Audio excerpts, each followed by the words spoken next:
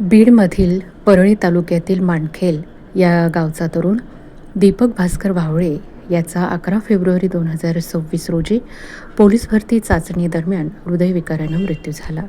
त्याच्या अशा जाण्यानं ही बातमी ऐकेल त्याचं मन हळहळलं हे नक्कीच. छोट्याशा कवितेच्या माध्यमातून दीपक यास भावपूर्ण श्रद्धांजली आपण करूया. कवितेचं नाव स्वप्न अधुरं खाकीचं. मैदानावरची ती लाल माती, मैदानावरची ती लाल माती, अन अंगातली ती जिद्द मोठी, स्वप्न होतं एकच मनात, खाकी वर्दी चढेल या अंगात.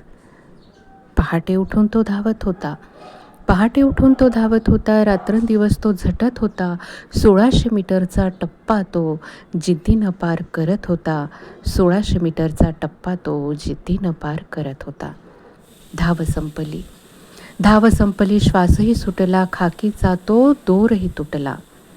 जिंकला होता मैदानावर पण काळानं घात केला, जिंकला होता मैदानावर पण काळानं घात केला, जिंकला होता मैदानावर पण काळानं घात केला.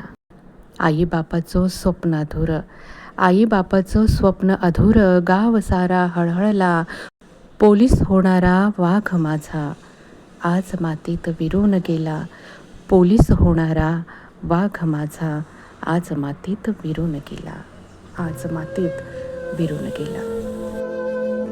दीपक भास्कर वावळे यास भावपूर्ण श्रद्धांजली.